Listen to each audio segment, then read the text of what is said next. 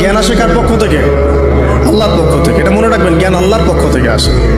হ্যাঁ, জ্ঞান কখন আসবে? যখন আপনি পরিশ্রম করবেন, আপনার পরিশ্রম আল্লাহ পাক দেখবেন, আপনি ধারাবাহিকভাবে লেগে থাকবেন, আল্লাহর কাছে বেশি বেশি দোয়া করবেন, পাপ ছেড়ে দিবেন, গুনাহ ছেড়ে দিবেন, গুনাহমুক্ত অন্তর নিয়ে আল্লাহর কাছে কান্নাকাটি করবেন, আল্লাহ পাক ইনশাআল্লাহ ইলম দান করবে ইনশাআল্লাহ। الاستغفار اللهم أنت ربي لا إله إلا أنت خلقتني وأنا عبدك وأنا على عهدك ووعدك ما استطعت أعوذ بك من شر ما صنعت أبوء لك بنعمتك علي وأبوء بذنبي فاغفر لي فإنه لا يغفر الذنوب إلا أنت। প্রত্যেক ফরজ সালাতের পরে যে ব্যক্তি আয়াতুল কুরসি তেলাওয়াত করবে, নবী করিম সাল্লাল্লাহু আলাইহি ওয়াসাল্লাম বলেছেন সেই ব্যক্তির জান্নাতে যাওয়ার জন্য শুধু এতটুকু বাধা, সেটা হলো তার মউত।